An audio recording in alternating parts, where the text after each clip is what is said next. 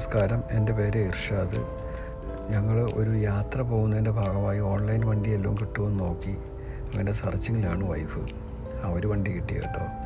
അങ്ങനെ എന്താണെങ്കിലും ആ വണ്ടി പെട്ടെന്ന് വരികയും ഞങ്ങൾ ലഗേജെല്ലാം വെച്ചു ഉടനെ യാത്ര ആരംഭിക്കുകയും ചെയ്തു. അതിൻ്റെ തിരുവനന്തപുരത്തുള്ള എൻ്റെ വീടാണ്.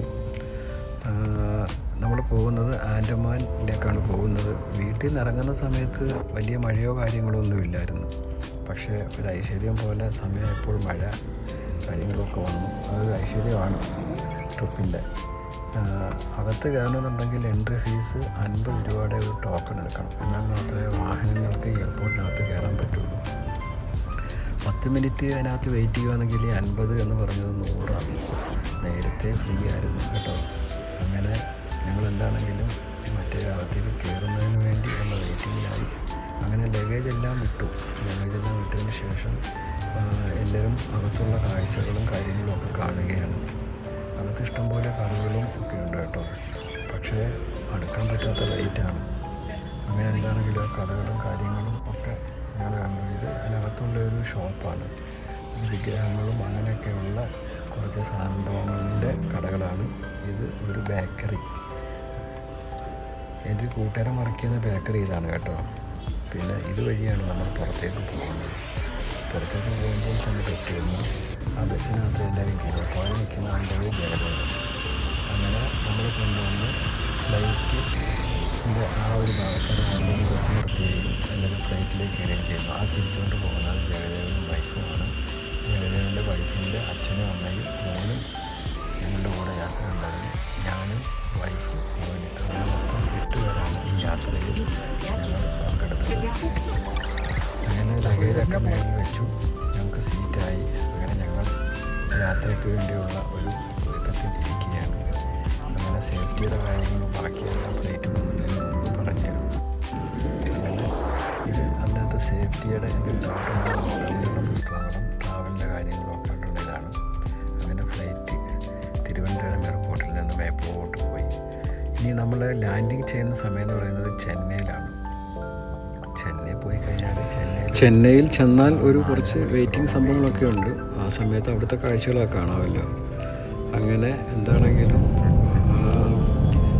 ഫ്ലൈറ്റ് പൊങ്ങി എല്ലാവരും സമാധാനമായിട്ട് ഫ്ലൈറ്റിൽ നിന്ന് യാത്രയെ ആസ്വദിക്കുന്ന ഒരു കാഴ്ചയാണ് കാണുന്നത്. പിന്നെ ചെന്നൈയിലേക്കുള്ള ലാൻഡിങ്ങിൻ്റെ സമയം ഏകദേശം അടുക്കുന്നു എന്നുള്ള ഒരു ഇൻഫർമേഷൻ പറഞ്ഞു. അങ്ങനെ ഇതാണ് ചെന്നൈ നഗരത്തിൻ്റെ രാത്രി ഉള്ള പുറത്തുകൂടുള്ള കാഴ്ചകൾ. ലാൻഡിങ് ആണ് കേട്ടോ. അങ്ങനെ ഞങ്ങൾ ചെന്നൈയിലേക്ക് എത്തി.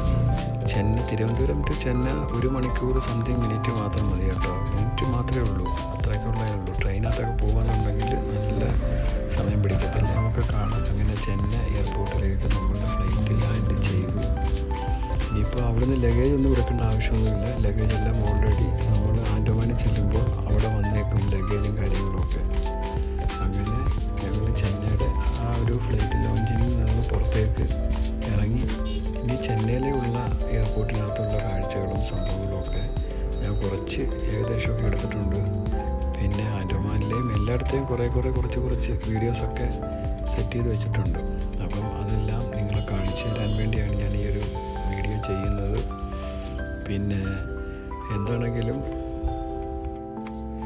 അവിടുത്തെ കാഴ്ചകളും എയർപോർട്ടിനകത്തുള്ള കാഴ്ചകളും എല്ലാം നിങ്ങൾക്ക് കാണിക്കണം എന്നുള്ളൊരു ആഗ്രഹമുള്ളതുകൊണ്ട് മാത്രമാണ് ഞാൻ മാക്സിമം റിസ്ക് എടുത്ത് കാര്യങ്ങളൊക്കെ ചെയ്യുന്നത്.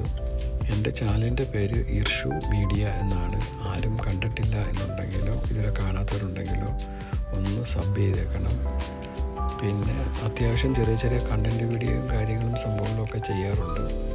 അങ്ങനെ റീച്ചുള്ള വീഡിയോയും റീച്ചില്ലാത്ത വീഡിയോയും എല്ലാ ടൈപ്പ് വീഡിയോകളും ഉണ്ട്. ഇത് എയർപോർട്ടിനകത്തുള്ള കാഴ്ചകളാണ് കേട്ടോ.